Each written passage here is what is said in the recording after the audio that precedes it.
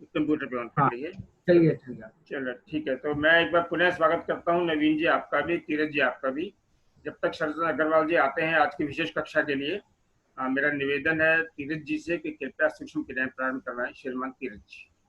चलिए, मुझे सामने साधक की आवाज फोटो नहीं आ रही किसी की भी। वो नहीं, सर वो नहीं आपको, आएगी। सर किसी की फोटो नहीं आएगी, किसी की आवाज नहीं आएगी, आप अकेले ही हैं। हम केवल अच्छा। 4-5 लोग रहेंगे, तो हाँ कृपया जी, जी। उनके बिना ही हमें करना है, क्योंकि उनकी डिस्टर्बेंस ना हो इसलिए प्रोविजन ये किया गया है, ना उनकी आवाज आए उनकी फोटो आए। तो हम्म। ये विशेष ख्याल रखा गया इस बात का, इस विशेष तरह का प्रोग्राम है तो ये। नवीन नवीन जी को बोल, थोड़ा सा पीछे बैठ जाए। हाँ, नवीन जी को थोड़ा, अब फोटो आ रही नवीन की। चलिए नवीन ठीक जी है। को थोड़ा पीछे हो जाए, नवीन जी को। हाँ जी, ठीक। नवीन जी अब थोड़ा ठीक और है। पीछे हो जाओ, थोड़ा सा पीछे हो जाओ। हाँ, और पीछे हो थोड़ा सा। हाँ। चलिए हम ऐसा करते थोड़ा। हैं, अब आपस में एक दूसरे को इंस्ट्रक्शन देना थोड़ा सा कम करते हैं, क्योंकि सभी साधक लाइन पे आ चुके हैं, लगभग 100 से ऊपर साधक लाइन पे हैं इस वक्त। तो हाँ हम जी, अपने कार्यों को हाँ जी। सीधा सीधा प्रारंभ करते हैं श्रीमान तीरथ जी। धन्यवाद सैनी जी। आज बहुत हर्ष का विषय है कि हमारे तीनों जिलों के कार्यक्रम एक साथ ऑनलाइन बहुत दिनों में इकट्ठे हो रहे हैं। और उससे खुशी की बात यह है कि आदरणीय शरद अग्रवाल जी हमें मार्गदर्शन के लिए आ रहे हैं। आइए कुछ सूक्ष्म क्रियाएं करें, क्योंकि जब से हम कोरोना में घिरे हुए हैं तब तक हम शरीर का आलस होने के कारण कुछ ना कुछ ऐठन आ गई है बॉडी में। कुछ लोगों के शरीर तो बिल्कुल ही सही ढंग से आसन के काबिल ही नहीं बन पा रहे हैं। आइए इसका अभ्यास करेंगे, कुछ सूक्ष्म क्रियाएं। दोनों टांगों को सीधा करें, एड़ियां पंजे मिलाएं, कोहनियां कमर के साथ, हथेलियां आसन पर, पांव के पंजों को शक्ति पूर्वक आगे और पीछे करें।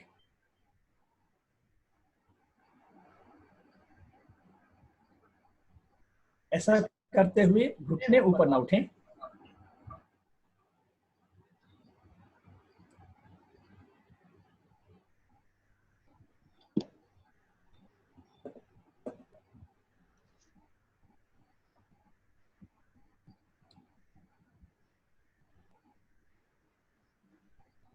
पंजों को दाएं से बाएं गोलाकार में,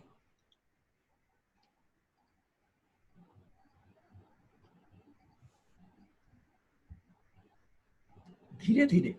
इस क्रिया में भी घुटने ना उठे ऊपर। साइड में आए तो छोटी उंगली आसन पर लगने का अभ्यास करें।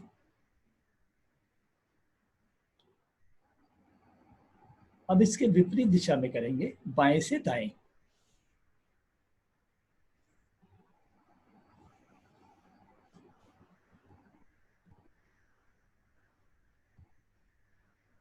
समान गति से घुमाना है।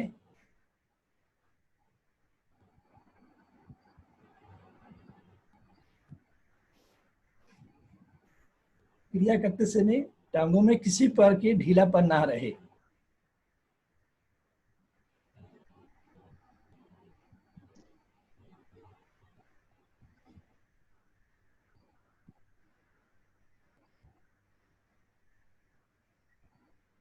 वापिस।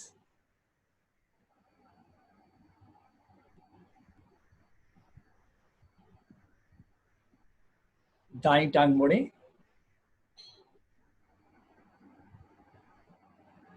घुटने पर ग्रिप बनाए।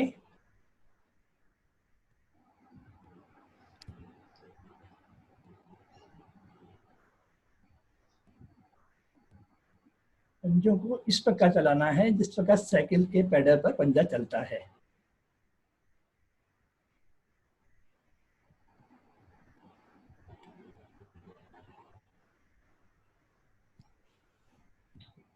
अब इसके विपरीत दिशा में करेंगे।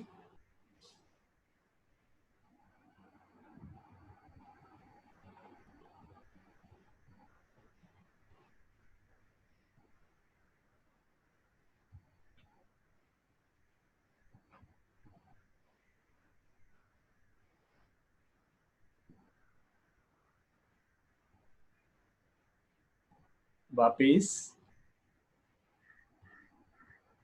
बाई टांग मोड़े, घुटने के नीचे ग्रिप बनाए, टांग को थोड़ा ऊपर उठाएं। पंजे को इस प्रकार चलाएं जिस प्रकार साइकिल के ऊपर पैडल चलता है।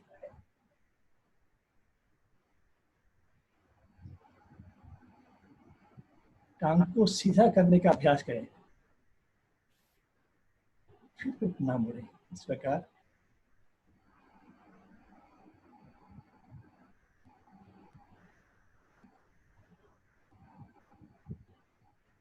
वापिस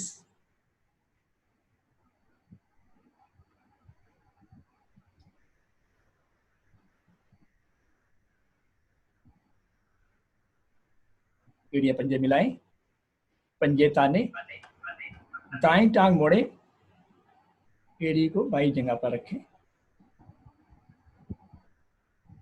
दाएं घुटने पर उंगलियों से ग्रिप बनाएं, घुटने को अधिक शरीर से दबाएं और नीचे आसन की ओर दबाएं। ऐसी स्थिति में कमर गर्दन सीधी रहे, विशेष रूप से कंधे न झूले।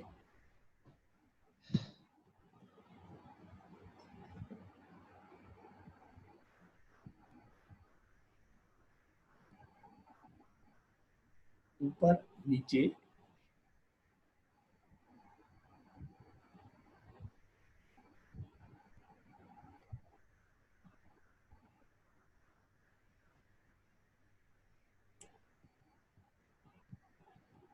अब दाएं घुटना और एड़ी को थोड़ा ऊपर उठाएं, दाएं हाथ से घुटना पकड़ें, बाएं हथेली से एड़ी पर,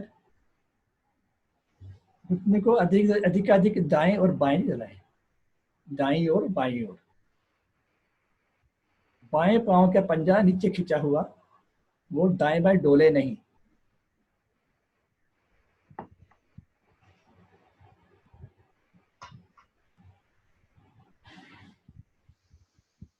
वापिस बाईं टांग मोड़े, एड़ी दाईं जगह पर, घुटने पर ग्रिप बनाइए, घुटने को शरीर की ओर दबाएं, फिर आसन की ओर लगाएं।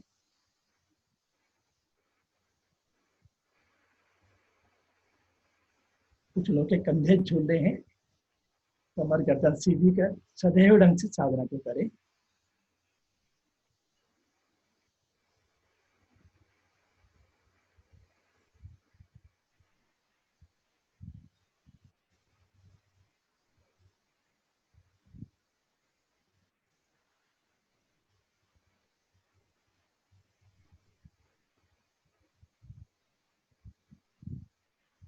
धीरे धीरे वापिस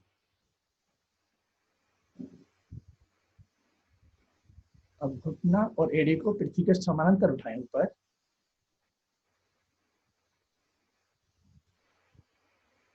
क्रिया करते हुए मेरे दाएं पांव का पंजा दाएं बाएं डोलेगा नहीं, नीचे की ओर खिंचा रहेगा, तभी हम क्रिया को ठीक ढंग से कर पाएंगे। बाएं घुटने को पृथ्वी के समानांतर दाएं बाएं अधिक से अधिक दूर से दूर ले जाएं।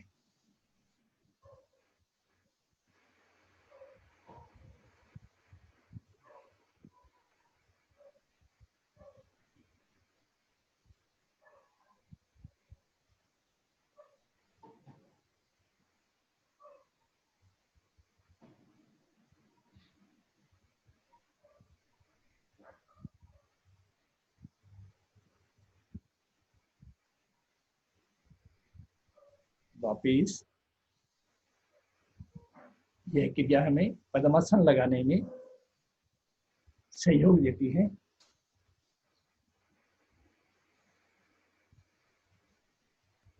पद्मासन, एड़ियां पंजे मिलाएं, पंजे ताने,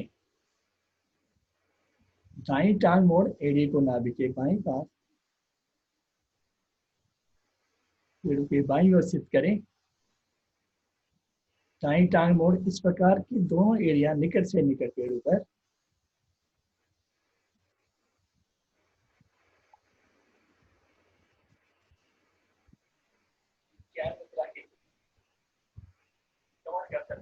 ज्ञान मुद्रा की स्थिति, कमर गर्दन सीधी, आंखें हल्की सी बंद।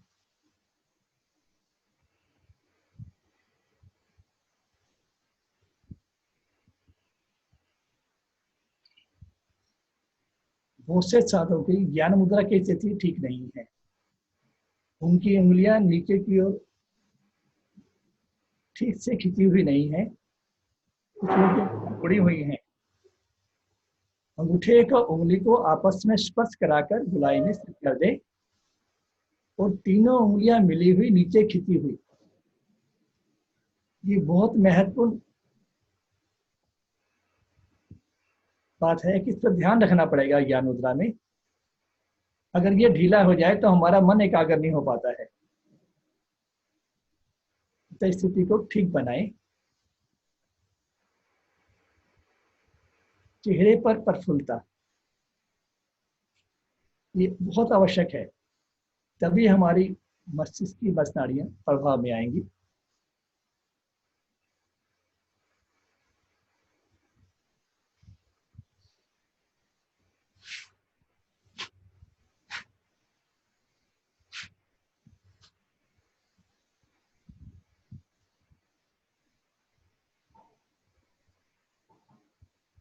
कुछ लोगों का शरीर अनावश्यक हिलजुल रहा है।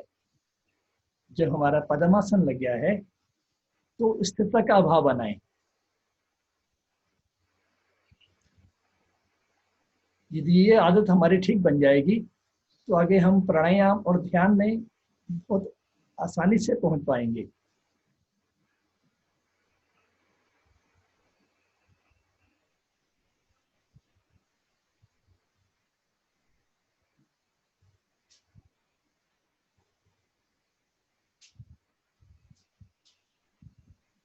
क्या हम कुछ पल बिना हिले डुले बैठ सकते हैं?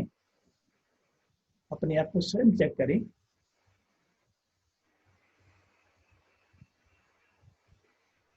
बिना किसी विशेष प्रयास के। तभी आनंददायक स्थिति पैदा होगी, तभी हम आगे की क्रियाओं के काबिल बनेंगे।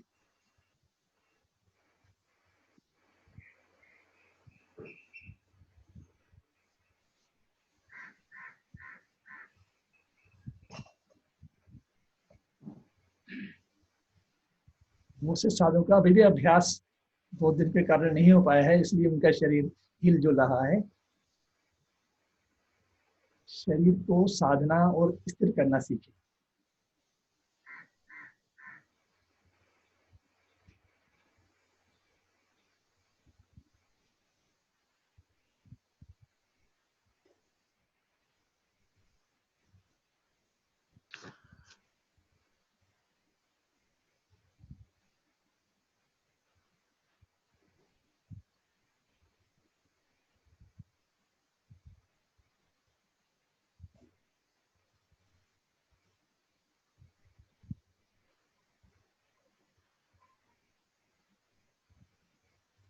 वेद जी। धीरज धीरज जी जारी रखें आप, धीरज जी। हाँ जी, हम दोनों गायत्री मंत्र जारी रखें आप। ठीक है। वेद जी, हाँ जी सर, हाँ जी। एक छोटा सा सजेशन आ रहा है लोगों की तरफ से कि एक कोई योगा करते हुए दिखा दे तो ज्यादा हेल्प हो जाएगी। नहीं, अभी आवश्यकता उसकी है नहीं कि जिस किसी को अभी रहने देते हैं, अगली बार मीटिंग में देखेंगे। अभी से ऐसे चलने देते हैं। ठीक है, सजेशन उनका अच्छा है लेकिन अभी रहने देते हैं। ठीक।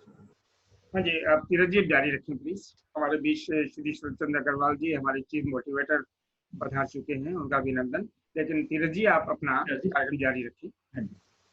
गहरे लंबे श्वास, तत्पश्चात ओम ध्वनि गायत्री मंत्र होगा। श्वास को धीरे धीरे बाहर निकालें। अधिकाधिक श्वास बाहर निकालने पर पेट की मांसपेशियों को अंदर की ओर इतना ले जाएं कि नाभि मूल रीढ़ की ओर लगे। पेट को ढीला छोड़ें। शनै शनै श्वास को कंठ तक भरें।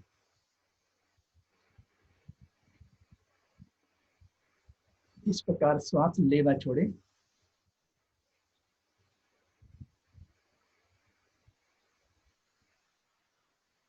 श्वास के बाहर निकालने और भरने में मूल बंध का अवश्य अभ्यास करें।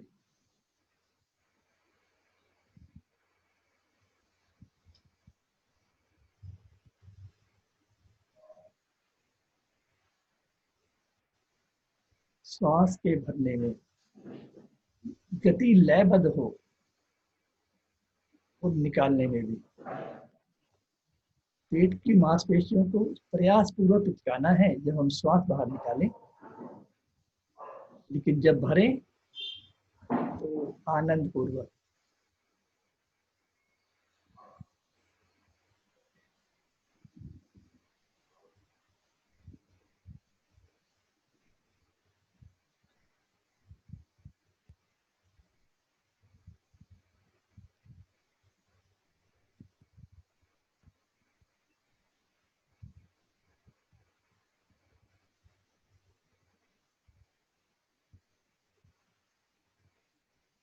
गहरे श्वास से पेट, मध्य भाग, फेफड़े प्रभाव में आते हैं और जब ये तीनों प्रभाव में अच्छी तरह आते हैं तो समय लगता है अवधि बढ़ाने पर और लंबा श्वास बन जाता है, जिससे हमारा रक्त भ्रमण बढ़िया होने पर हमारे सारे सिस्टम बढ़िया काम करने लग जाते हैं और मन एकाग्र होता है।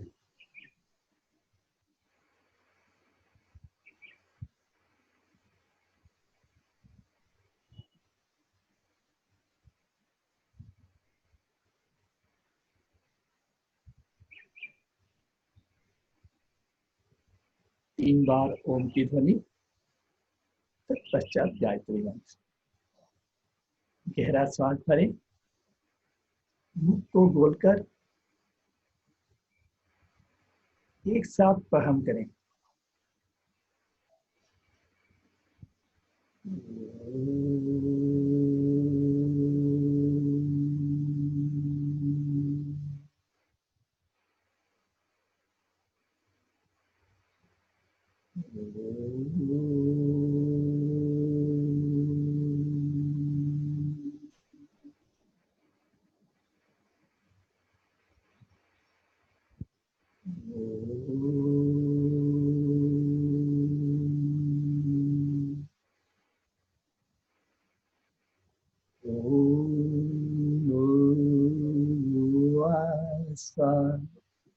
तत्सवितुर्वरेण्यं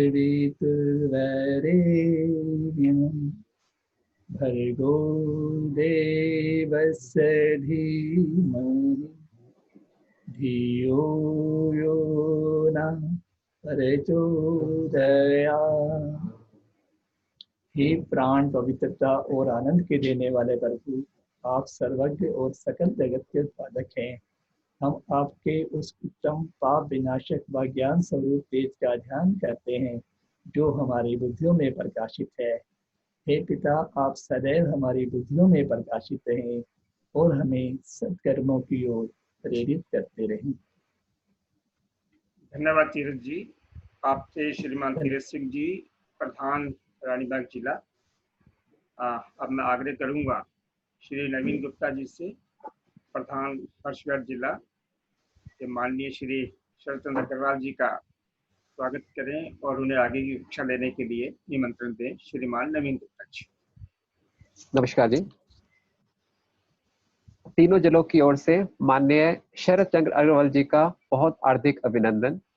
आप वैसे इतनी बड़ी हस्ती है, आप किसी परिचय के मोहताज नहीं, परंतु आज बहुत से हमारे नए साधक और परिवार के सदस्य जुड़े हैं, तो इसलिए आवश्यक है कि उनका परिचय दिया जाए। शरद चंद्र अग्रवाल जी सदस्य अखिल भारतीय कार्यकारिणी और योग मंजरी और अन्य साहित्य के संपादक मंडल में सदस्य हैं और आप न केवल पूरे भारत में बल्कि विदेशों में भी भारतीय संस्थान के प्रचार प्रसार में आपका अतुल्य योगदान रहा है। आपने फिजी, मॉरिशस, ऑस्ट्रेलिया और यूएई अन्य देशों में जाकर भारतीय संस्थान के कार्य का विस्तार किया और पूरे भारत में योग के प्रचार प्रसार में आपका बहुत ही महत्वपूर्ण योगदान है। आगे का मार्गदर्शन माननीय शरद चंद्र अग्रवाल जी। नवीन जी नमस्कार।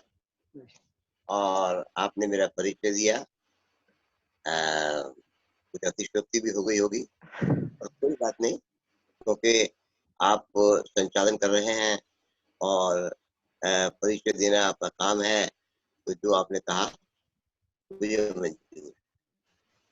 आज का ये विशेष कार्यक्रम जो आपने आयोजित किया, मैं समझता हूँ कि आप चाहते हैं कि आपके केंद्रों पर आने वाले जो नियमित साधक हैं वे, जो नए जुड़ना चाह रहे हैं वे, और जो भी इस कार्यक्रम में भाग ले रहे हैं वे लाभान्वित हों। आज वास्तव में समय ऐसा है कि जब पूरे संसार के अंदर एक महामारी फैली हुई है, और इस महामारी का है इतना अधिक है कि घर से बाहर निकलने की अनुमति नहीं है, और न ही सुरक्षा के दृष्टिकोण से ये अपेक्षित है। अतः ये आवश्यक है कि घरों में रहते हुए भारतीय योग संस्थान इस नई टेक्नोलॉजी के माध्यम से लोगों को योगाभ्यास करा के उन्हें स्वस्थ और सुरक्षित रखने का प्रयास कर रहा है। आज का जो विशेष कार्यक्रम है, जैसा कि हम सभी जानते हैं, हम लोगों की कुछ अस्त व्यस्त दिनचर्या होने के कारण और जीवन शैली ऐसी है कि जो रीढ़ के अनेक प्रकार के दोष हो जाते हैं। हम सब ये भी जानते हैं कि रीढ़ हमारे शरीर में एक बहुत ही महत्वपूर्ण भाग है। वास्तव में जो रीढ़ है ये हमारे मस्तिष्क का ही विस्तार है।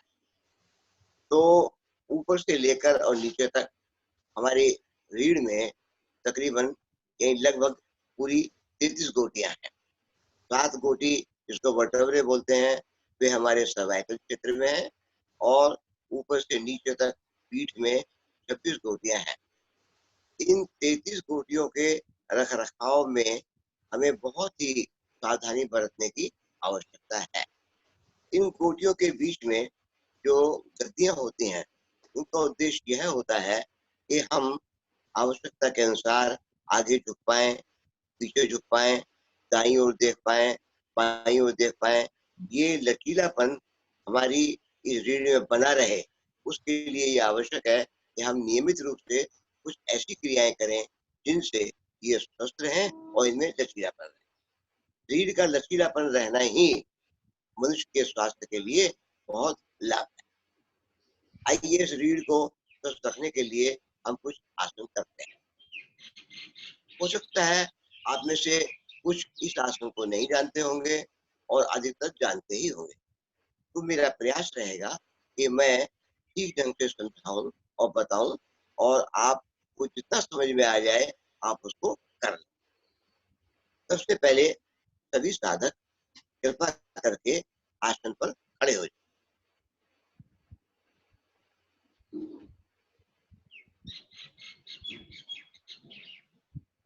दोनों पैरों में लगभग 3-4 इंच का अंतर कर लें।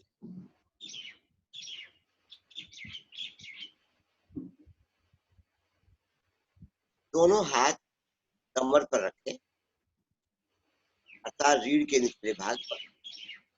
प्रयास करें कि दोनों अंगूठे हाथ के मिल जाएं और उंगलियों का रुख आगे की ओर रहे। इस आसन के करते समय ये विशेष ध्यान रखना है कि जब हम पीछे की ओर झुकते हैं तो जो नए व्यक्ति हैं या जिनका अभ्यास पूरा नहीं है, वे पीछे झुकने में प्राय उनका कुछ बैलेंस बिगड़ता है। इसके लिए ये अनिवार्य है कि वे 2 बातों का ध्यान रखें। एक तो आंखें बंद रखेंगे पीछे झुकते हुए, और दूसरा अपनी क्षमता के अनुसार झुकेंगे। जो हृदय रोगी हो या उच्च रक्तचाप के रोगी हो, वे अपनी क्षमता से थोड़ा और कम झुकेंगे। सर्वप्रथम गर्दन को पीछे की ओर अधिक से अधिक मोड़ें, केवल गर्दन, और महसूस करें कि आपकी गर्दन की मांसपेशियों पर एक खिंचाव सा पैदा हो गया। अब धीरे धीरे पीछे की ओर झुकते जाएं।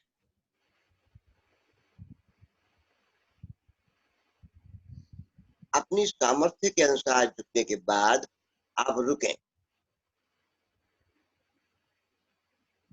और महसूस करें कि रीढ़ का नीचे का भाग विशेष रूप से प्रभावित होने पर हमारे लंबर क्षेत्र में, नीचे के क्षेत्र में, और गर्दन पीछे मुड़ने के कारण हमारे सर्वाइकल क्षेत्र में जितनी भी गोटियां हैं वे प्रभावित हो रही हैं।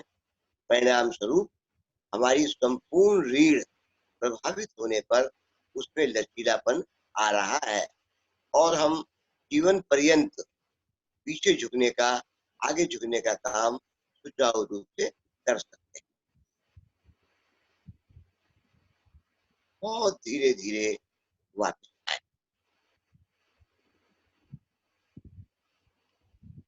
और धीरे से बैठ जाए।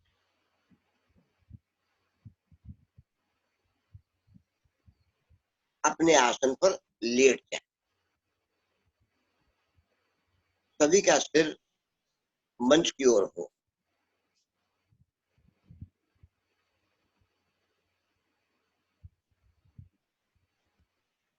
मुझे आशा है सभी का श्वास सामान्य हो गया होगा और वे अगला आसन करने के में अपने आप को योग्य समझ रहे होंगे। ताड़ आसन। ताड़ का वृक्ष हमने से अधिकतर ने देखा ही है। वो लंबा होता है, सीधा होता है और इस ताड़ासन की बड़ी विशेषता है। इसके अभ्यास करने से हमारे शरीर की सभी गोटियां प्रभाव में आए, सभी हड्डियां प्रभाव में, हड्डियों के जोड़ प्रभाव में। कहते हैं लगभग 206 हड्डियां इसमें, उनके जोड़ प्रभाव में। आइए देखें ये कैसे प्रभाव में आते हैं। एड़ी पंजे मिला लें, दोनों भुजाओं को सिर की ओर ले जाए।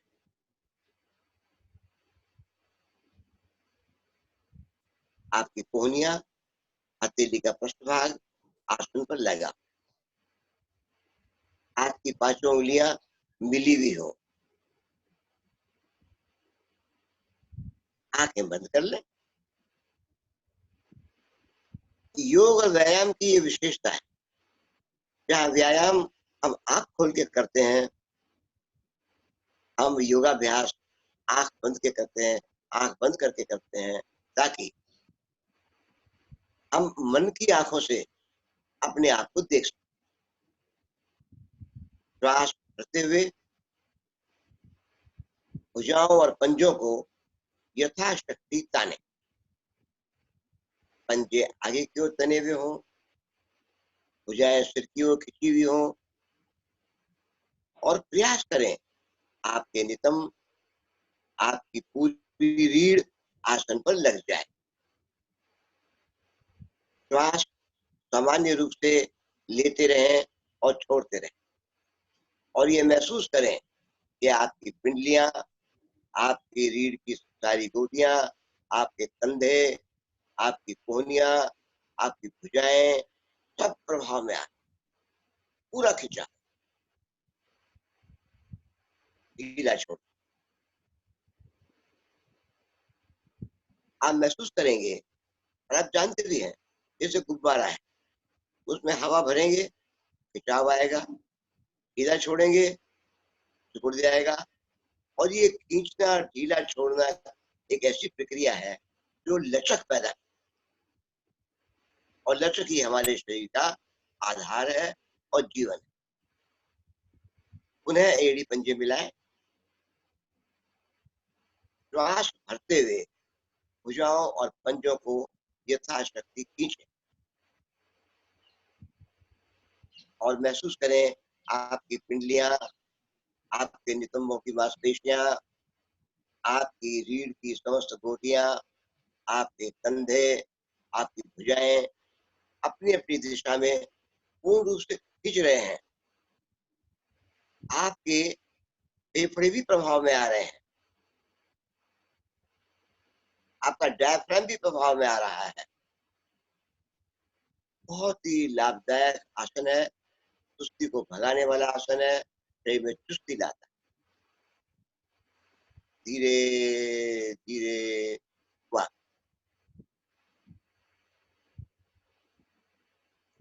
बहुत धीरे से दाएं करवट से उठ बैठे।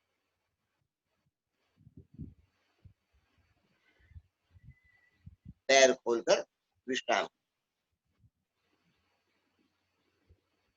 आंखें बंद रखें, भुजाएं पीछे रखें।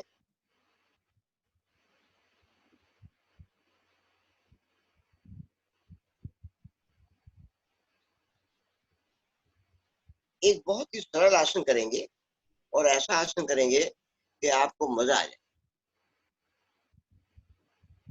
कोण आसन। ये कोण शब्द सुनकर आप कुछ ऐसा ना समझें कि आप ज्योमेट्री का कोई सवाल करने वाले। एड़ी पंजे मिलाएं, दोनों भुजाएं पीछे, अपनी सुविधा के अनुसार हथेलियां आसन पर, उंगलियां मिली हुई और बाहर की ओर उनका रुख। आपकी शरीर से पीछे भुजाएं बिल्कुल सुविधाजनक दूरी पर रहनी चाहिए। हथेलियों और एड़ियों पे भार देते हुए सांस भरते हुए शरीर को धीरे धीरे उठाना आरंभ करें। यथाशक्ति उठाने के बाद आप महसूस करें पंजे आपके खींचे हुए हैं, हथेलियों पर दबाव पड़ रहा है, आपके कंधे प्रभाव में आ रहे हैं, आपके पेट की मांसपेशियां प्रभाव में आ रही हैं, आपकी पूरी पीठ पर खिंचाव है, आपकी पिंडलियां प्रभाव में आ। जिन्हें साइटिका का रोग होता है, अर्थात बहुत पीड़ा होती है, जो नितंब से और नीचे पैर तक, एड़ी तक जो नस जाती है, उसमें खिंचाव आ जाता है, उसमें दर्द होता है, पिंडली की नसें उभर जाती हैं और बड़ी जिसे होता है उसके मामले में कितनी कठिनाई होती है। कोण आसन इस दोष को दूर कर देता। धीरे धीरे वाह। शरद जी, एक थोड़ा सुझाव बीच में बार बार लोगों को आ रहा है कि अगर कोई व्यक्ति डिस्प्ले कर दे तो थोड़ी सुविधा हो जाएगी लोगों को। तो यदि आपको बार बार सुझाव आ रहा है तो मैं पहले चुप रहा। मैं, अगर आप इजाजत दें तो मैं नवीन जी से कहूं कि साथ साथ आसन करते जाएं ताकि लोग देख लें, थोड़ा और क्लैरिटी उनको आती जाए, अगर आप ठीक समझे तो। हाँ, मुझे कोई आपत्ति नहीं, ठीक है मुझे कोई आपत्ति नहीं। नवीन जी, मेरा आपसे निवेदन है कि आप ठीक है अपने जी। आसन इस प्रकार लगा लें ताकि लोग देखते भी रहें, उनको मोटिवेशन मिलती रहे, क्लैरिटी भी आती जाए। श्रीमान नवीन, धन्यवाद सर। ठीक। आप सभी पेट के बल लेट जाए।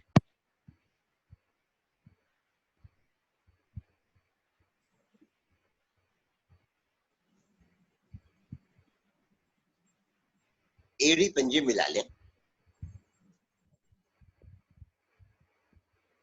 दोनों भुजाओं को कोहनी से मोड़ते हुए हथेलियों को मुख के दाएं बाएं रख लें। कंधों जितनी दूर, माथा आसन पर लगा।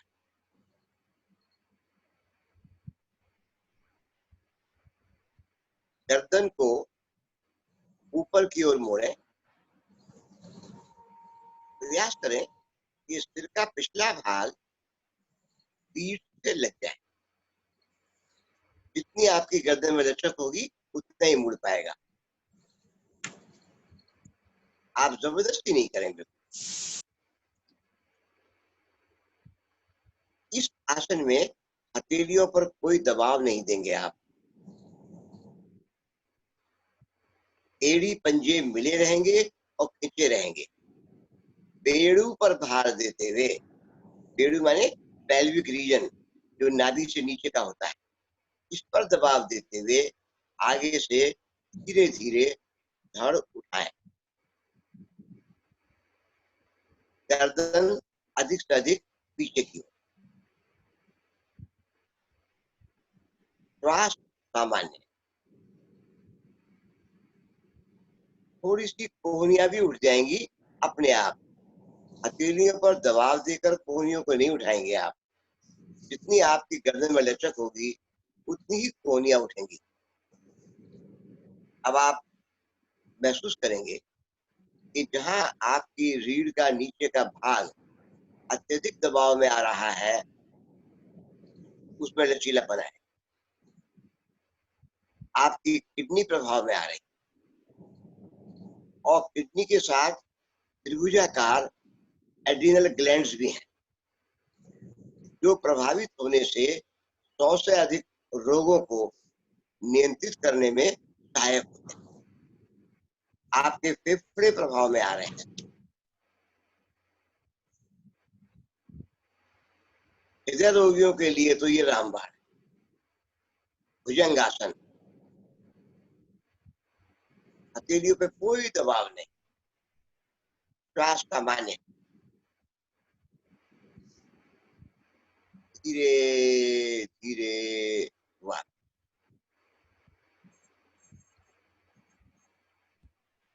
शिथिल आसन दाई हो, शिथिल माने ढीला, दाई टांग दाई भुजा सीधी, बाई टांग बाई भुजा मुड़ी हुई, हथेली मुख के सामने इतनी दूर जितनी कि आपकी भुजबल्ली। सभी साधकों से जो इस समय इस कार्यक्रम से जुड़े हुए हैं, उनसे ये निवेदन है कि वे अपने अपने व्यूज बीच में ना भेजें, ना कोई कमेंट्स दें, जितना उनको समझ में आ जाए उतना कर लें। प्रयास करेंगे हम कि आप सब अच्छी प्रकार से कर सकें। और आपके सामने आपकी सुविधा के लिए श्रीमान नवीन जी प्रदर्शन भी दे रहे हैं। फिर भी अगर समझ में नहीं आए तो आप शांत रहकर जितना समझ में आ जाए उतना करेंगे तो आप लाभान्वित होंगे। पेट के बल आए, नवीन जी पेट के बल आ जाइए, एड़ी पंजे मिलाएं, कोहनिया पेट के नीचे, षणभासन, कोहनिया पेट के नीचे, हथेलियों का रुख जंघाओं की ओर।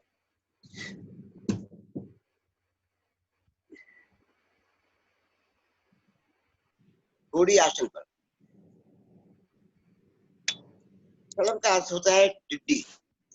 टिड्डी आपने देखी होगी, प्राय खेतों में पाई जाती है, उड़ती है, फसल को खराब कर देती है, पर ये षणभ आसन आपको बड़ा फायदा देता है। आइए देखें कैसे ये लाभ पहुंचा। श्वास भरते हुए दोनों टांगों को अधिक से अधिक ऊपर उठाएं। अब आप देखें, बहुत बढ़िया प्रदर्शन दे रहे हैं नवीन जी। दोनों टांगे खिंची हुई हैं, कमर का नीचे का भाग जिसे लंबर रीजन बोलते हैं वो प्रभाव में आ रहा है, हमारा पेड़ू प्रभाव में आ रहा है, पेल्विक रीजन। और ये पेल्विक रीजन के प्रभाव में आने से मूत्र संबंधी रोगों का निदान होता है। पर क्योंकि रीढ़ में लचीलापन लाना हमारा उद्देश्य है इस आसन के करवाने का, तो आप यही ध्यान करें कि आपके कमर का नीचे का भाग लचीला होता जा रहा है और क्षमता के अनुसार रुकें। अगर कोई नहीं रुक पाए तो धीरे धीरे वापस आए। नवीन जी आप भी वापस आ जाइए और यहीं से दाई भुजा सिर की ओर लाते हुए पीठ के बल आ जाए, पैर खोलकर विश्राम।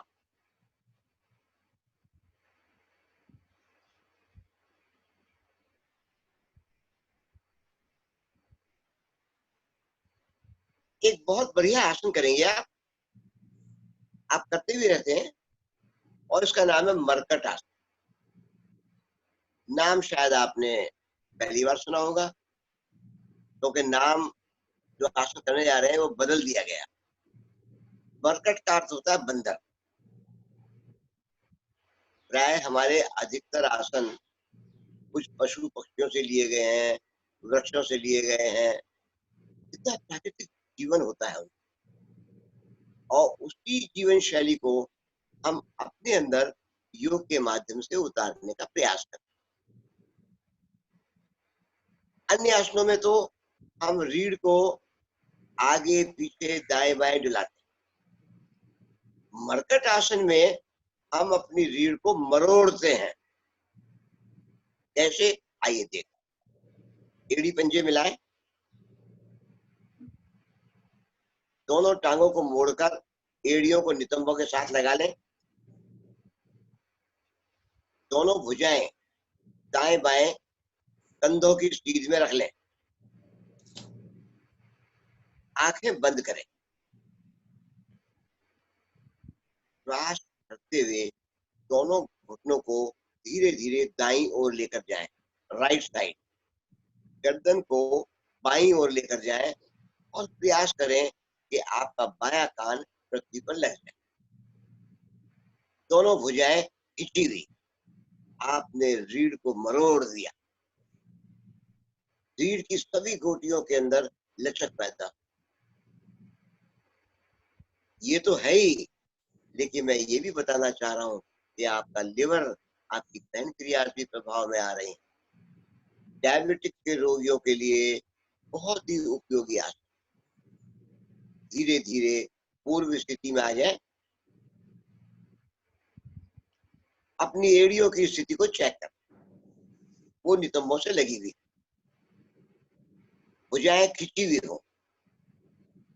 श्वास करते हुए दोनों घुटने बाईं ओर, गर्दन दाईं ओर, दाएं कान को पृथ्वी पर लगाने का प्रयास करें। घुटने पर घुटना हो, टखने पर टखना हो और दोनों भुजाएं खिंची हुई हो। श्वास आपका सामान्य। रीढ़ पे पड़ते प्रभाव को आप महसूस करें। धीरे धीरे वाह। पैर खोलकर विश्राम। आंखें बंद। विश्राम के समय आप अपने संपूर्ण शरीर को सिर से पैर तक, पैर से सिर तक महसूस करें ढीला है। दो आसनों के मध्य विश्राम करना एक यौगिक क्रिया है।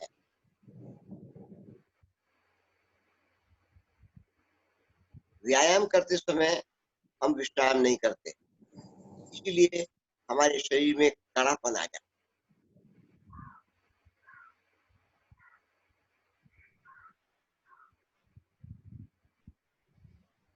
एड़ी पंजे मिलाएं। एक बहुत सुंदर आसन करेंगे आप, आपको मजा आ जाए।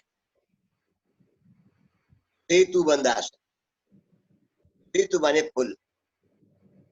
जब आपकी रीढ़ के नीचे एक पुल बन जाए, आप कल्पना करिए, आपने तो समुद्र लांग लिया, आप तो रामायण काल में पहुंच गए और आप सभी कर लेंगे। बहुत ही सुंदर आसन है। दोनों टांगों को मोड़ें, एड़ियों को नितंबों के साथ लगा लें।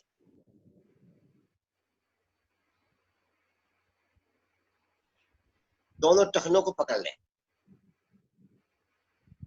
दोनों पैरों में लगभग 5-7 इंच का अंतर कर लें, थोड़ा अलग अलग कर लें, घुटने भी और आपके पैर भी। आंखें बंद करें और टखनों को अच्छी प्रकार पकड़ लें। श्वास करते हुए धीरे धीरे अपने धड़ को ऊपर उठाएं, बहुत धीरे धीरे। आपकी एड़ियां ना उठे, आपके कंधे, आपका सिर आसन पर लगा रहे। और अब आप देखिए, आपके कमर के नीचे एक पुल बन गया। आपकी सारी रीढ़ प्रभाव में आ गई, आपके पेट के सारे अंग प्रभाव में आ गए, आपकी जंघाएं प्रभाव में आ गई, आपके टखने प्रभाव में आ गए। कितना सुंदर आसन है। सेतु बंद आसन, पुल बना दिया आपने अपनी रीढ़। बहुत बढ़िया नवीन जी, बहुत अच्छा प्रदर्शन दे रहे हैं आप। धीरे धीरे वाह।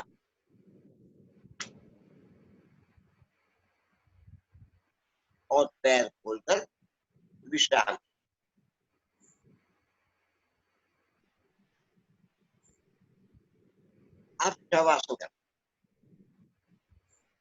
आपने तो शव देखा ही है, उसमें जान नहीं होती, मुर्दा होता है, हिलता जुलता नहीं है, आप सबको पता।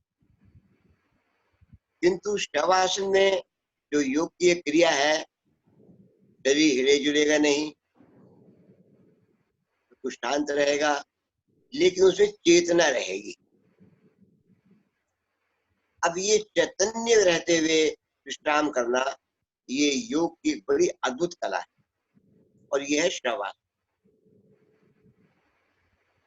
अपने संपूर्ण ढीले शरीर को मन की आंखों से देखें और महसूस करें आपकी दोनों टांगे, उनकी पिंडलियां, नितंबों की मांसपेशियां, जंघाओं की मांसपेशियां, आपके पेट के अवयव, आपकी छाती, आपका गला, आपकी पूरी कमर, आपकी कलाइयां, आपकी कोहनियां, आपके कंधे, सब ढीले हैं, एकदम ढीले। उच्च रक्तचाप और हृदय रोगियों के लिए तो रामबाण है। आप बाहर से थक कर आए, आपके दिमाग में कोई परेशानी हो, किसी समस्या का समाधान आपको नहीं मिल रहा हो, 5 मिनट के लिए शवासन में लेट जाइए और ईश्वर की बड़ी कृपा होगी आप पर। आपको सारी चिंताएं आपकी दूर हो जाएंगी और ढीले हो जाएंगे, आपके सारे अंग ढीले हो जाएंगे, आप ताजगी महसूस करें। ऐसी स्थिति में आप संकल्प करें कि जिस प्रकार से आज मुझे योगाभ्यास करवाया जा रहा है, मैं किसी न किसी तरीके से, चाहे तो किसी के निर्देशन में या तो अपने आप, मैं रोज अभ्यास करूं। आप याद रखिए, अगर हम नित्य निरंतर दीर्घ काल तक अभ्यास करेंगे तभी हमें लाभ मिलेगा। कभी कभी करने से कोई लाभ होने वाला नहीं। हम चाहते हैं हम स्वस्थ रहें, हम चाहते हैं चुस्त दिखाई दें, हम चाहते हैं हमारा व्यक्तित्व आकर्षक हो, तो योग से जुड़िए और प्रतिदिन करिए, ऐसा संकल्प आप करें। और पूरे विश्व में भारतीय योग संस्थान ही एकमात्र ऐसी संस्था है जिसके केंद्र वर्ष के 365 दिन चलते हैं, और भारत में नहीं बल्कि भारत के बाहर 10 अन्य देशों के अंदर भी चलते हैं, आज भी चल रहे हैं। आपको ये जान के प्रसन्नता होगी कि मेरी बेटी भी जो इस समय कनाडा में है, वो योगाभ्यास कर रही है। चाहे वहां पर इस समय रात हो रही है, पर उसको भी ये लालच था कि वो भी आज भारतीय योग संस्थान के दिल्ली में चल रहे इस केंद्र से जुड़े और वो भी अभ्यास कर। एड़ी पंजे मिलाए, दाएं करवट से उठ बैठे, सभी का मुख सामने मंच की ओर।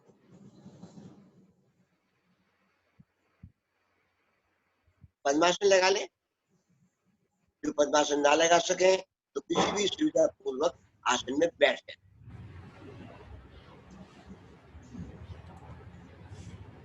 हंसना एक महान कला है और सभी प्राणियों में केवल मनुष्य को ये सौभाग्य प्राप्त हुआ है कि वो हंस सके, और हंसना ही जीवन है।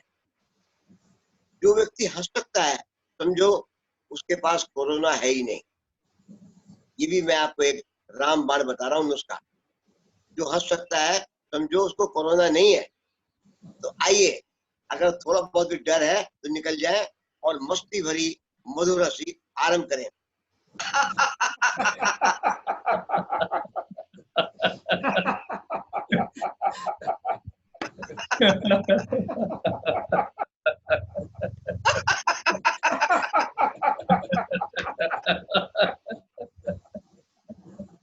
शांत, आंखें बंद, महसूस करें मेरा रोम रोम खिल गया, चेहरे पे मुस्कान आ गई, और मुस्कुराता हुआ चेहरा देखकर कौन आपसे बात करना नहीं चाहे। हर व्यक्ति आपके संपर्क में आना चाहे। आंखें खोलें।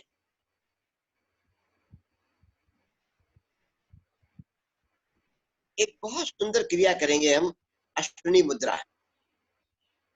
ये अश्व से ली गई है। अश्व को मल त्यागते हुए आप में से बहुतों ने देखा होगा। मल त्याग के बाद वो अपनी गुदा का संकोचन आकुंचन करता है। इसी प्रकार से हम भी अपनी गुदा की मांसपेशियों का संकोचन करते हैं और इसको कहते हैं अश्विनी मुद्रा। इसके अभ्यास से बवासीर का रोग ठीक होता है, गुदा की मांसपेशियों में लचीलापन आता है और अश्विनी मुद्रा का अभ्यास मूल बंद लगाने में बहुत सहायक है। आप कहेंगे साहब मूल बंद क्या होता है, हमें तो पता ही नहीं है। कोई बात नहीं। गुदा द्वार की मांसपेशियों का संकोचन करके रोक देना मूल बंद है और योग में बड़ी ही लाभदायक क्रिया है। हम नाभि हमारा प्राण का केंद्र है, शक्तियों का पुंज है और धीरे धीरे ये नीचे की ओर जाता है, अधोगति होती है। इसीलिए बुढ़ापा भी जल्दी आता है। इसको रोकने के लिए मूल बंद एक बहुत सहायक क्रिया है और ये अश्विनी मुद्रा मूल बंद लगाने में बड़ी सहायक है। आइए इसका अभ्यास करें। बहुत सरल है। आप अपने मन से विचार करें, आंखें आपकी बंद हैं और गुदा की मांसपेशियों का संकोचन आकुंचन, संकोचन आकुंचन, खिंचाव ढीला छोड़ना, खिंचाव ढीला छोड़ना करते रहिए। और ये ऐसी क्रिया है, कभी भी करिए इसको। आप दफ्तर में बैठे हुए कुर्सी पे करते रहिए, किसी से बातचीत करते हुए करते रहिए। जब आपको ध्यान आ जाए आप आकुंचन साकुंचन सकुंचन करते रहिए।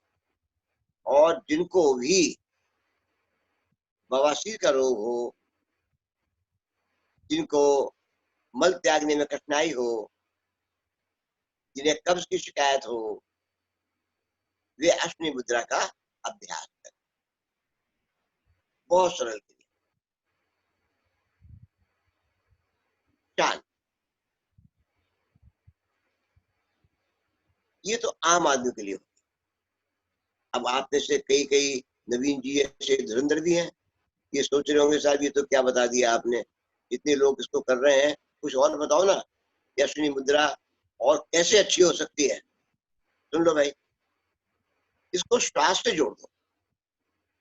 अर्थात जितनी देर में आप एक गहरा श्वास भरें उतनी देर में गुदा की मांसपेशियों का संकोचन करें, सिकोड़ें। और जितनी देर में एक श्वास को बाहर निकालें उतनी देर में ढीला छोड़ें। अर्थात जल्दी नहीं करेंगे, सिकोड़ने में, ढीला छोड़ने में उतना समय लगाएंगे जितना समय आपको एक श्वास लेने में और एक श्वास निकालने में लगता है। तो ये बन गई आपकी यौगिक क्रिया। कर दीजिए आरंभ। आप सब जानते हैं कि एक श्वास जब आप लेंगे तो गुदा की मांसपेशियों का संकोचन करते हुए अपने आप को महसूस करेंगे और ऐसा ही श्वास को बाहर निकालते हुए।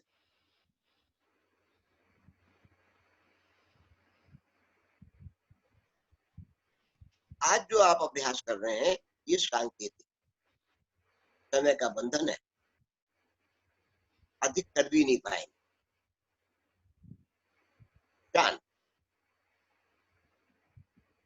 और अगर प्राणायाम नहीं किया तो सब सोचेंगे क्या योग में बस यही होता है, प्राणायाम नहीं होता। तो आप उससे वंचित नहीं रह जाएं और संदेश गलत नहीं पहुंच जाए। एक प्राणायाम भी और बहुत बढ़िया प्राणायाम करेंगे और ऐसा करेंगे जो आपको शायद आप में से अधिकतर ने कभी किया भी नहीं होगा। बाह्य अभियंतर आक्षेपी प्राणायाम, बाह्य अभियंतर आक्षेपी प्राणायाम।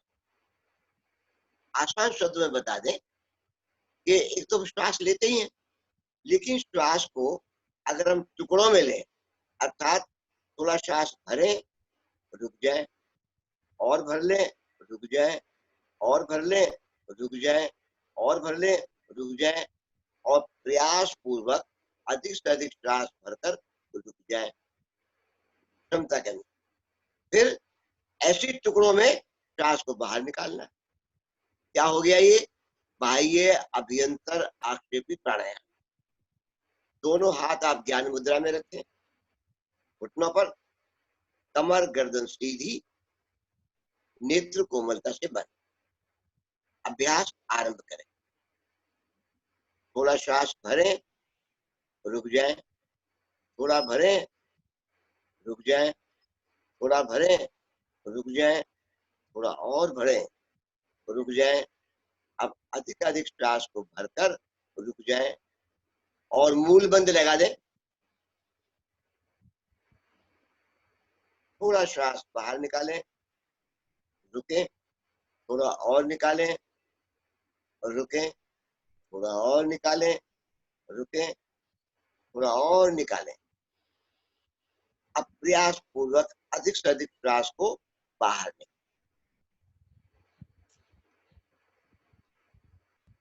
शांत भाव से बैठ।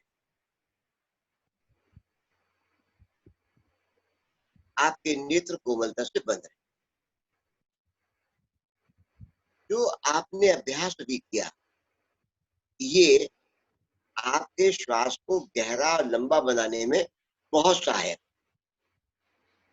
जिसको हम बोलते हैं आम भाषा में डीप एंड लॉन्ग ब्रीथिंग। आज पूरा विश्व चाहता है कि मेरे सांस गहरे लंबे हो जाएं, और जितने गहरे लंबे सांस होंगे उतनी ही हमारी आयु भी लंबी होगी। और बाह्य अभ्यंतर आक्षेपी प्राणायाम श्वास को गहरा लंबा करने में बहुत सहायक।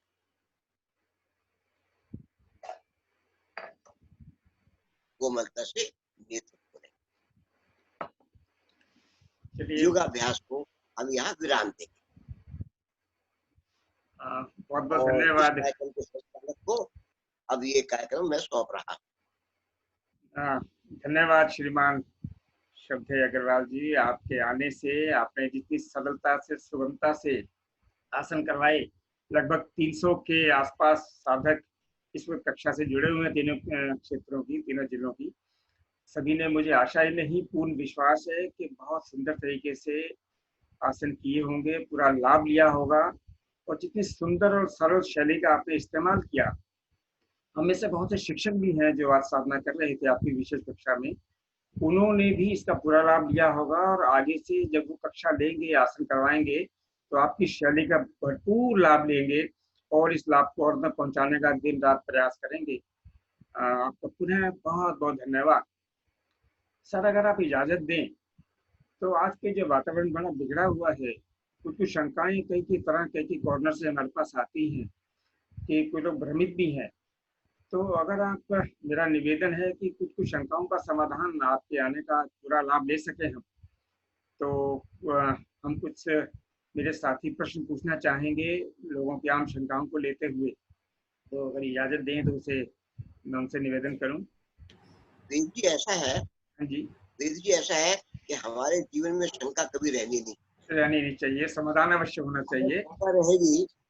अगर शंका रहेगी तो हम दुविधा में रहेंगे और हमारा जीवन बहुत ही अस्त व्यस्त हो जाएगा। बिल्कुल सही। अब तो क्या आपने शंका शब्द का प्रयोग कर लिया है और आप में से किसी को कोई शंका है तो मेरा कर्तव्य बनता है कि मैं उसका समाधान भी कर दूं।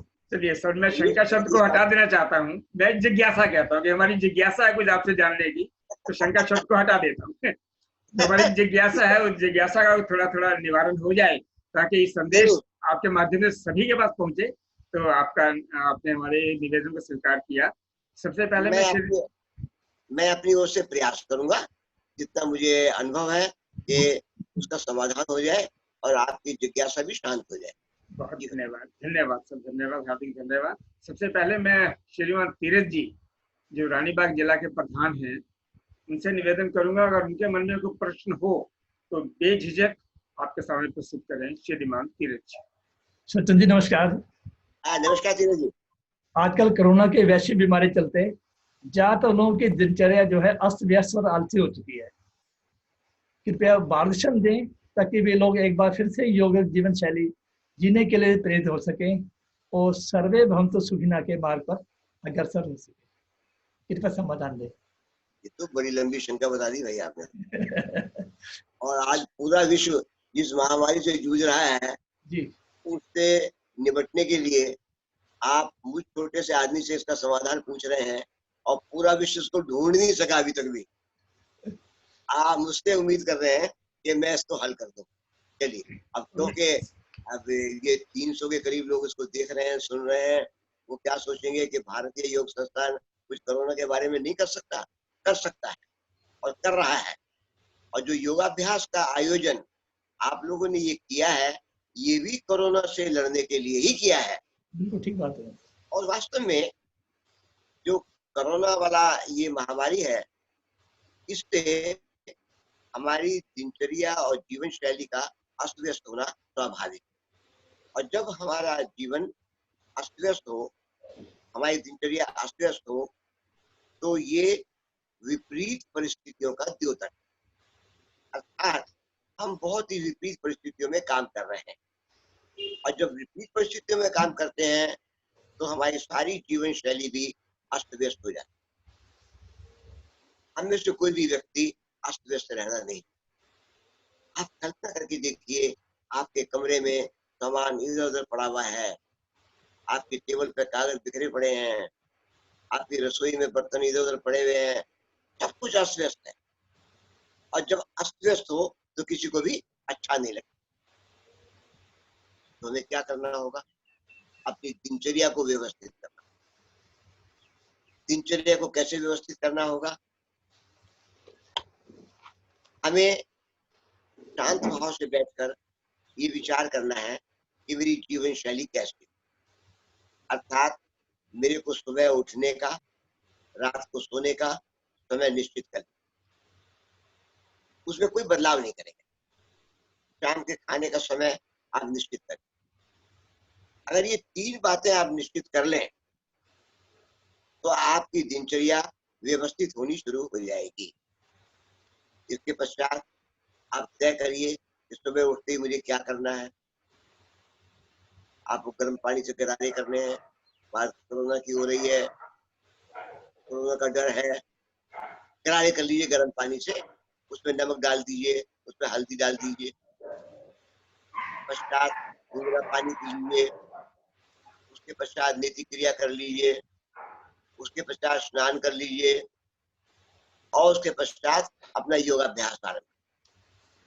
अगर आपकी दिनचर्या दैनिक योगाभ्यास से आरंभ होती है तो आप विश्वास जानिए, किसी ने कहा है कि जिसकी भोर अच्छी उसका दिन अच्छा।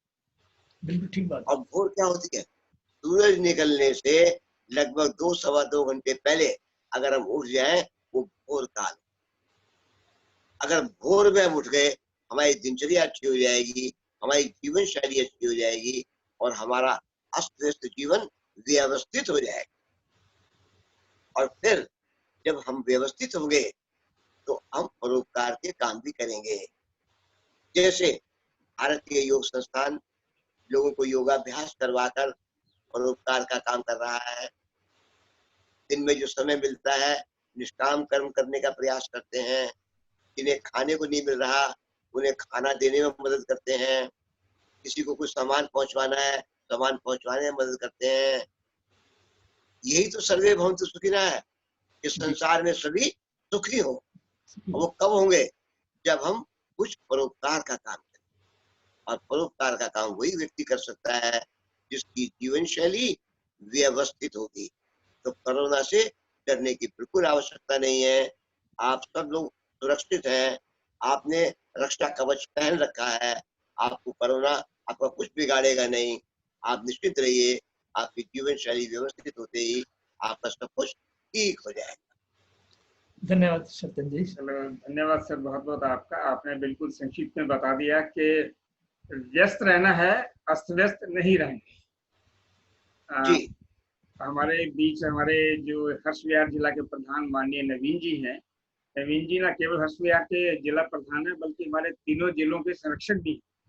मैं उनसे जी भी कहना चाहूंगा, यदि उनके मन में कोई प्रश्न, कोई जिज्ञासा हो तो आज मौका है, अवश्य लाभ दिया जाए। श्रीमान नवीन। हाँ जी सर, जब मैं जरूर एक सवाल पूछना चाहूंगा। कल शाम को एनडीटीवी पे डॉक्टर गुलेरिया जी का इंटरव्यू आ रहा था, तो किसी ने उनसे प्रश्न किया कि भाई इस महामारी से कैसे बचा जाए, क्योंकि हम लोग घर में हैं, कहीं बाहर भी नहीं जा सकते और घर में भी ज्यादा वॉक नहीं कर सकते। तो उनका सीधा ही आंसर एक था कि योग द्वारा ही इस महामारी द्वारा बचा जा सकता है। तो कृपया सर आप बताएं वाह कि वाह। हम योग की ऐसी कौन सी क्रियाएं करें कि जिससे एक आम साधक भी उसे कर सके, और जो साधक योग नहीं कर सकते वो अपने खान पान में किस प्रकार का बदलाव करें कि इस बीमारी से वो घर बैठ के लड़ पाए। बताइए सर। ये हमारे नवीन जी केवल एक जिला प्रधान ही नहीं है और केवल 3 जिलों को नहीं देख रहे, बल्कि ये दिल्ली प्रांत कार्यकारिणी के सदस्य भी हैं। Right sir. और इनकी एक बड़ी विशेषता है कि बहुत शॉर्ट नोटिस पर संस्था इन्हें कोई भी काम दे दे, कोई बैनर बनवाना है, कोई बैज बनवाना है, कहीं लिखवाना है, कार्यक्रम की आयोजन करने के लिए कहीं झंडियां लगानी है, सजावट करनी है, रंगोली बनवानी है, कुछ भी काम हो, और ये बहुत व्यस्त रहते हुए भी उस काम को इतनी कुशलता पूर्वक करते हैं कि मैंने इनके जैसा कोई कार्यकर्ता, कुशल कार्यकर्ता अभी तक देखा नहीं है। और संस्थान को नवीन जी पे बहुत गर्व है। आइए अब आपके प्रश्न पर आते हैं कि इससे कैसे बचा जाए। बहुत आसान है। सबसे पहला काम तो सरकार ने कर रखा है, लॉकडाउन, आइसोलेशन, फिजिकल डिस्टेंसिंग। अभी ये फिजिकल डिस्टेंसिंग जो है, आमतौर से वो कहते हैं सोशल डिस्टेंसिंग, पर मैं समझता हूँ जो सही शब्द है वो फिजिकल डिस्टेंसिंग है, सोशल डिस्टेंसिंग नहीं। सोशल डिस्टेंसिंग में तो हम समाज से दूर हो गए। हमें समाज से दूर नहीं होना, हमें आपस में एक दूसरे के साथ शरीर थोड़ा अंतर में रहना चाहिए। उसको बोलते हैं फिजिकल डिस्टेंसिंग, आइसोलेशन। इस रोग से बचना कोई बहुत मुश्किल काम नहीं है। मेरे ख्याल से बहुत अधिक इसका मीडिया के अंदर और बातचीत करके एक भय बैठ गया है। वो भय की आवश्यकता नहीं। घर में रहें, आराम से रहें, प्रसन्न रहें, आप निश्चित रहिए, कोरोना आपका कुछ नहीं बिगाड़, आप बिल्कुल बचे रहेंगे। अपना खान पान ठीक रखें, जैसे कि मैंने पहले ही निवेदन किया कि प्रातःकाल उठकर गर्म पानी में नमक और हल्दी डालकर उसके गरारे कर लें, 2 बार गरारे कर लें, क्योंकि डॉक्टर गुलेरिया ये कहते हैं कि ये गले में रुका रहता है, गुर्दे में अटका रहता है। अब उसको नीचे जाने ही नहीं देना, गले से हमें नीचे। अगर गरारे कर लेंगे तो गले से नीचे जाएगा ही नहीं, फिर ये फेफड़ों में नहीं पहुंचेगा, फिर आपको ब्रीदिंग की प्रॉब्लम होगी नहीं। और पूरा दिन गर्म पानी, ठंडा पानी बिल्कुल नहीं पिएंगे, फ्रिज का पानी नहीं पिएंगे, सादा पानी भी नहीं पिएंगे, आइसक्रीम भी नहीं खाएंगे, गर्म पानी पिएंगे पूरा दिन। प्रयास करेंगे कि कुछ दिनों के लिए, जब तक महामारी का ये भय है, तली हुई चीजों को नहीं खाएंगे, का प्रयास करेंगे। मिर्च मसाले नहीं खाएंगे, घर में नई नई किस्म की चीजें बनाएंगे, उनका सेवन करेंगे। और पाक कला में आप लोग भी निपुण हैं, आप में से बहुत लोग भी जानते हैं नई नई चीजें बनाना। आप नई नई चीजें बनाइए जिसमें कम से कम तेल और घी का प्रयोग हो, सादा भोजन हो। और प्रयास करेंगे कि आप प्रातःकाल खाना खा लें, रोटी खा लें, दाल रोटी खा लें, दलिया खा लें, खिचड़ी खा लें। दोपहर को केवल फल खाएं या सलाद। शाम को 3-4 बजे भुने हुए चने खा लें, ग्रीन टी ले लें, वेजिटेबल सूप ले लें, और शाम को फिर हल्का भोजन ले लें। लेकिन गर्म पानी सारा दिन पिए। और एक काढ़ा है जो बहुत आवश्यक है और बहुत लाभकारी है, उसमें गिलोय होगी, तुलसी होगी, काली मिर्च होगी, अदरक होगी, ये 5 चीजें हैं, और दालचीनी भी डाल। इन 5 चीजों को उबाल लीजिए। जब उबाल के ये आधा या 1/3 रह जाए, आवश्यकता अनुसार उसमें कुछ मीठा मिला लीजिए। जिनको डायबिटीज है वो मीठा नहीं मिलाएंगे, इस काढ़े को पी। ये इस कोरोना से बचने का बहुत बड़ा उपाय है। गिलोय, दालचीनी, तुलसी, अदरक और काली मिर्च। अगर आप इस काढ़े का सेवन दिन में 1 बार भी कर लेंगे तो आप यकीन मानिए कि इस कोरोना के रोग से बचे रहेंगे। इसकी दवाई कोई है ही नहीं। यहाँ तक कि मैं आपको बता दूं, मैं जानता हूं कि जिनको जो संक्रमित हो गए और जिनको हॉस्पिटल ले जाया गया, उनको भी आइसोलेशन वार्ड में रखा गया। उन्हें कोई दवाई नहीं दी गई, उन्हें केवल गर्म पानी पीने के लिए कहा गया, उन्हें सादा भोजन दिया गया और किसी से भी मिलने नहीं दिया गया, और वो हफ्ते के अंदर बिल्कुल ठीक हो गए और बिना दवा के ठीक हो गए और घर वापस। ये इस बात का प्रमाण है। आप किसी से पूछ लिए, हॉस्पिटल्स के अंदर भी इसका कोई इलाज नहीं है। मैं समझता हूँ नवीन जी, आपकी इस जिज्ञासा का समाधान हो गया होगा। शुक्रिया साहब, शुक्रिया। धन्यवाद अग्रवाल जी, आपने बिल्कुल ठीक कहा सर। फिजिकल डिस्टेंसिंग करनी है, सोशल डिस्टेंसिंग नहीं करनी। और वही शायद जी भारतीय युग संस्थान की आज की विशेष कक्षा कर भी रही है।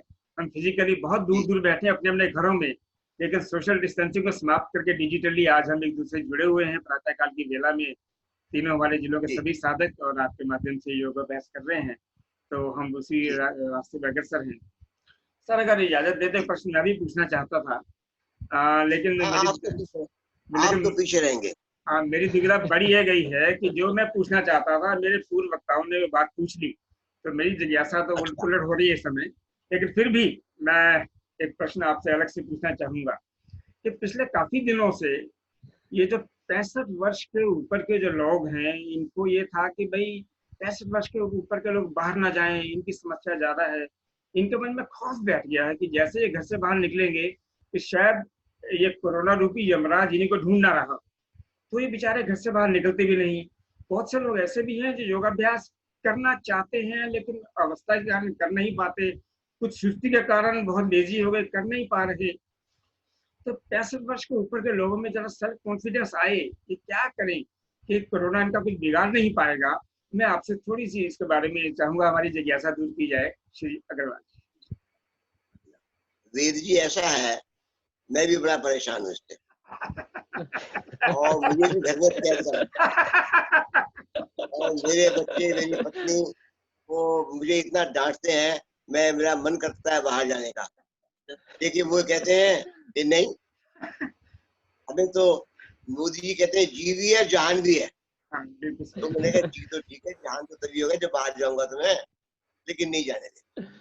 वो बड़े हितैषी हैं। वास्तव में ये बड़ा भारी हवा बना रखा, इसमें डरने की आवश्यकता नहीं है वैसे, पर prevention is better than cure.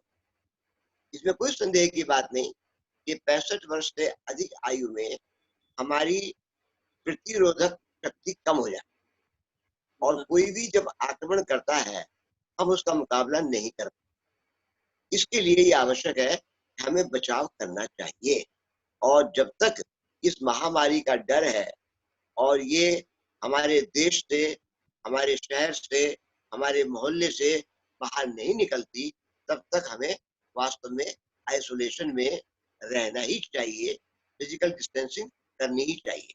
लेकिन घर में पड़े पड़े अगर कोई योजना नहीं हो तो हमको सुस्ती आ जाएगी, हम आलस्य में आ जाएंगे और हम बोर हो जाएंगे, हम जीवन में नकारात्मकता हमारे जीवन में आ जाएगी, पॉजिटिविटी नहीं रहेगी। इसलिए ये आवश्यक है कि 65 साल से अधिक उम्र के व्यक्ति घर में रहकर अपने आप को चुस्त और दुरुस्त रख सकते हैं। उनकी जीवन शैली व्यवस्थित होनी चाहिए। प्रतिदिन वो अगर योगाभ्यास आसन नहीं कर सकते, कुछ सूक्ष्म क्रियाएं कर लें, कुछ हाथों की, कुछ पैरों की, कुछ गर्दन की, कुछ आंखों की, हल्के हल्के व्यायाम कर लें। अपने कमरे में ही, अपने घर में ही, अपनी छत पर ही आसन बिछाकर जॉगिंग कर लें, खड़े होकर हाथ पैरों को हिला लें, क्या दिक्कत है उसके अंदर।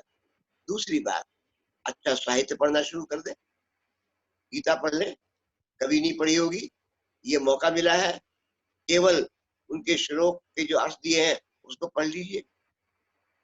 और सबसे बड़ी बात यह है, अपनी बायोग्राफी लिखना शुरू कर दें, अपने बचपन के संस्मरण लिखना शुरू कर दें, समय बीत जाएगा, पता ही नहीं लगेगा। याद करें कि जब बचपन में हम 7-8 साल के थे, 10 साल के थे, हम क्या करते थे, किसी स्कूल में पढ़ने जाते थे, वहाँ क्या पढ़ा, कौन कौन हमारे साथी थे, सब बचपन की बातें याद करिए, अपने संस्मरण याद करिए, अपनी बायोग्राफी लिखना शुरू कर दीजिए, जीवन में आनंद आए। अपनी पूरी दिनचर्या को, अपने पूरी सुबह से लेकर रात तक अपनी पूरी दिनचर्या को व्यवस्थित कर दीजिएगा। लोगों को याद करिए, लोगों को फोन करिए, उनकी शुभकामनाओं के लिए, उनका शुभ चिंतन के लिए, उनका कुशल क्षेम पूछने के लिए उनसे बात करिए। उनको बताइए कि मैं भी 65 साल से ऊपर का हूँ, मैं तो बिल्कुल ठीक हूँ और मैं ये काम करता हूँ। उनको प्रेरणा दीजिए। ये आवश्यक नहीं है कि आप योग करें। और आज तो भारतीय संस्थान ने कितना अच्छा कर दिया कि केवल 65 साल से ऊपर के नहीं, सबके लिए ही उन्होंने घर घर योग पहुंचा दिया कि आप अपने घर में बैठे रहिए, कोई चिंता की बात नहीं, किसी को पैसे देने की जरूरत नहीं, कोई फीस देने की जरूरत नहीं। भारतीय योग संस्थान के शिक्षक आपको घर पे बैठे ही योगाभ्यास करवा देंगे। केवल आपको अपना मन बनाना है बस। और मन बनाने के लिए एक ही बात करनी है, एक संकल्प कर लीजिए कि जीवन के आखिरी सांस तक मुझे चुस्त और दुरुस्त रहना है, मैं आखिरी सांस तक काम करता रहूं। जब ये संकल्प आप करेंगे तो आपको ये हवा बिल्कुल परेशान नहीं करेगा।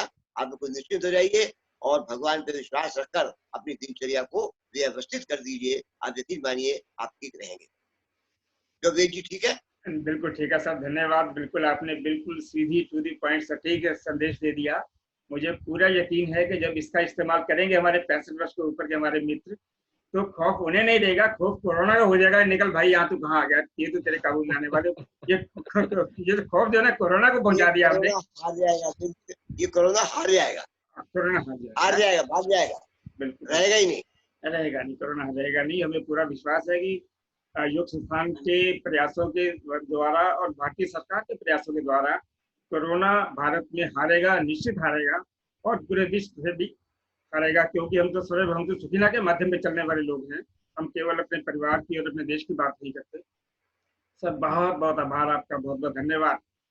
जितने संदेश मैं देख रहा था बीच बीच में कि लोग कह रहे थे किस प्रकार के कार्यक्रम लगातार होते रहने चाहिए, ये केवल स्टैंड अलोन न रह जाए। हम प्रयास करेंगे जल्दी ही कि ऐसे ही किसी कार्यक्रम को दोबारा रिपीट करने का। और यदि अगर मुझे आप आज्ञा दें तो काफी हमारे जो दर्शक जो हैं, जो जिनको हम नहीं देख पा रहे हैं, उनके बार बार सवाल आ रहे हैं। किसी एक महिला दर्शक को ले लें, मैं गौरव जी से कहूँ कि संगीता जी हैं, प्रश्न पूछ रही हैं, तो और भी किसी एक महिला अगर इजाजत दें उनसे प्रश्न लिया जा सके, अभी समय है, समय का सदुपयोग करते हुए। मुझे मालूम नहीं वो कौन सा सवाल पूछेंगी, मुझे मालूम नहीं है, लेकिन चलिए मैं प्रयास करूंगा। हाँ बताइए। चलिए, अपना गौरव जी, अगर संगीता जी हमारी बात सुन रही हूँ, वो लगातार जुड़ी हुई हैं, कुछ के बीच में प्रश्न भी रेज कर रही हैं, तो अगर वो ऑनलाइन आ सके तो उन्हें ले आए, यदि नहीं तो हम कार्यक्रम को समाप्ति कर चलते हैं। गौरव सुन पा रहे हैं? हाँ, संगीता जी तो यहाँ पे नहीं है। नहीं है। कोई और मैं चाहता हूँ कोई महिला प्रश्न पूछे, क्योंकि तो महिला अपने परिवार से जुड़ा हुआ बड़ा सार्वजनिक प्रश्न पूछेगी, तो कोई और महिला हो उनसे दे दीजिए एक बार। एक मिनट।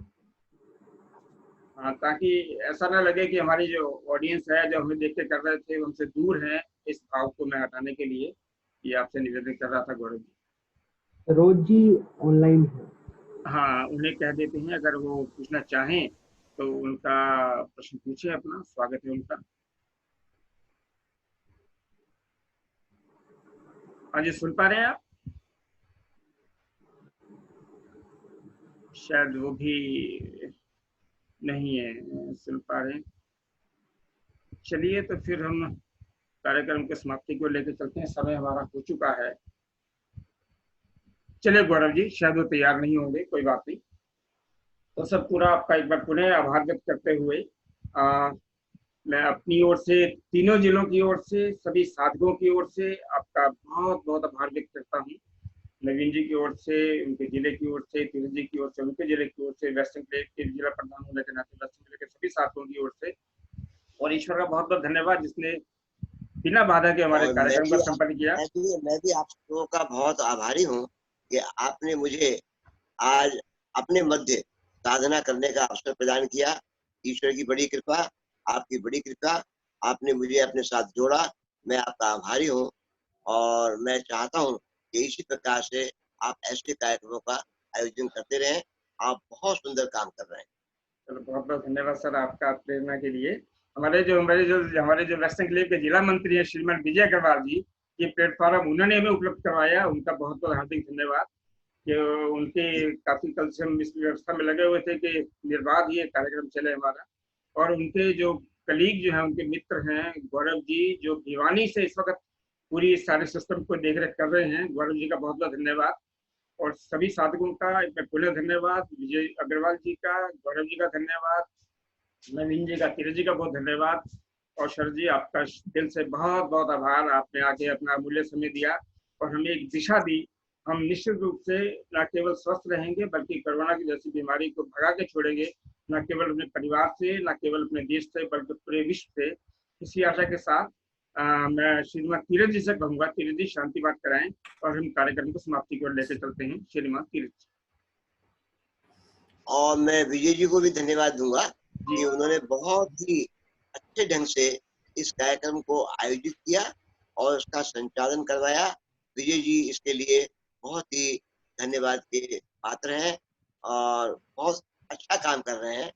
उनकी जितनी प्रशंसा की जाए कमती है, बहुत अच्छे व्यक्ति हैं। बिल्कुल। और जब जब ये बाहर जाते हैं, ये संस्थान से पूछ लेते हैं कि मैं आज अहमदाबाद जा रहा हूँ, मैं आज बंगलौर जा रहा हूँ, मैं अमेरिका जा रहा हूँ, आप बता दीजिए वहाँ कोई योग का केंद्र हो तो। हम उनको बताते हैं और ये वहाँ अपना मार्गदर्शन लोगों को देकर लोगों को लाभान्वित करते हैं। बहुत अच्छे व्यक्ति है विजय जी और एक चार्टर्ड अकाउंटेंट है। बिल्कुल सर, बिल्कुल। और हमारे जो वेस्टर्न क्लेव में जो नियमित कक्षा जब से कोरोना शुरू हुआ, कुछ हमने कक्षा पहले प्रारंभ की थी, फिर कुछ ऐसा निर्देश आया, फिर हमने रोकनी पड़ी हमें। लेकिन जब आपसे दोबारा मेरी बात हुई थी, आपने मुझे बिल्कुल परमिशन दी, उसके बाद से नियमित रूप से कक्षा सवेरे 5:30 से लेकर 6:45 तक चल रही है ये कक्षा ये। और सभी उसका लाभ ले रहे हैं बिल्कुल। तो जैसे ही कक्षाएं ये कोरोना वाली बीमारी खत्म होगी, आप देखेंगे बाकी सब जगह भी, और हमारा जिला पीछे नहीं रहेगा। जिस दिन खुलेगी उस दिन पार्क में पूरी रौनक मिलेगी, आपको लगेगा नहीं कि एक बिल्कुल बीच में बाधा आई है या कोई अपना रुकावट आई है। विजय जी बिल्कुल धन्यवाद के और बधाई के भी पात्र हैं और हम सबके आशीर्वाद के पात्र भी हैं। आपके इस उत्साहजनक बात से मैं बहुत प्रभावित हूँ और मुझे पूरी आशा है कि बहुत जल्दी ही हम लोग आपस में निकट आएंगे, मिलेंगे और पूरे जोश से हम केंद्रों का संचालन करेंगे और योग का प्रचार प्रसार करेंगे। मुझे भी पूरा विश्वास है। बहुत बहुत धन्यवाद, बहुत बहुत आभार। अब चलते हैं श्रीमान तीरथ जी के पास, शांति पाठ कराएं और आज की कक्षा को समाप्ति को लेकर चलते हैं। श्रीमान तीरथ जी। धन्यवाद शरद जी। शांति पाठ। ज्ञान मुद्रा की स्थिति, कमर गर्दन सीधी, नेत्र कोमलता से बंद, चेहरे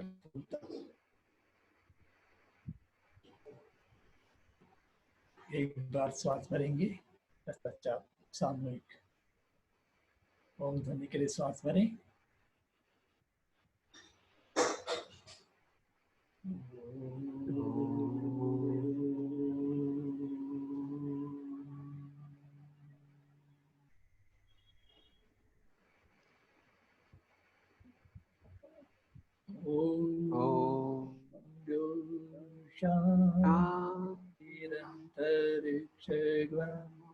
शांति, पृथ्वी शांतिरापा शांतिरोषधया शांति, वनस्पतया शांतिर्विश्वे देवा शांति, ब्रह्म शांति, सर्वगुण शांति, शांतिरेव शांति, सामा शांतिरेधि। ओम शांति शांति।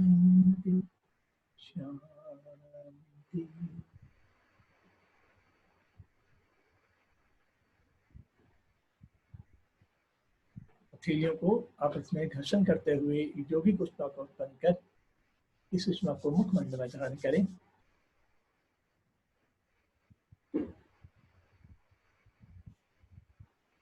बहुत कोमलता से धीरे धीरे नेत्र को खोलें। कैसा लग रहा है सभी को? निश्चित रूप से बहुत ही अच्छा लग रहा है तीरथ जी, इस प्रकार सर जी ने करवाया, बहुत सब आनंदित हैं। जी सर अगर आप एक छोटी सी सूचना और मैं देना चाहता हूँ, आप अभी जिक्र कर रहे थे विजय अग्रवाल जी का, कि जिन्होंने हमारी कक्षा को सुचारू रूप से चलाया और आज का प्लेटफॉर्म भी हमारे को दिया। आज संयोग से विजय अग्रवाल जी की मैरिज एनिवर्सरी है और सिल्वर जुबली है, तो आपका आशीर्वाद के 2 शब्द चाहूंगा इस मौके पर अग्रवाल जी का। बहुत सुंदर। मैं ईश्वर से प्रार्थना करता हूँ कि ये दोनों साथ साथ एक बहुत लंबे समय तक स्वस्थ, सुखी, संपन्न और संतुष्ट रहते हुए एक परोपकारी जीवन यापन करें, ऐसी ईश्वर से प्रार्थना है। बहुत बहुत धन्यवाद। आज की विशेष कक्षा समाप्त करते हैं और जल्दी पुनः, जब तक ये फिजिकल डिस्टेंसिंग का समस्या रहती है, हम डिजिटली मिलेंगे और बहुत जल्द फिजिकली भी हम आपस में मिलने का ईश्वर से प्रार्थना करते हुए आज की कक्षा को विराम देते हैं। आप सभी का बहुत बहुत आभार, ईश्वर का बहुत बहुत धन्यवाद। नमस्कार।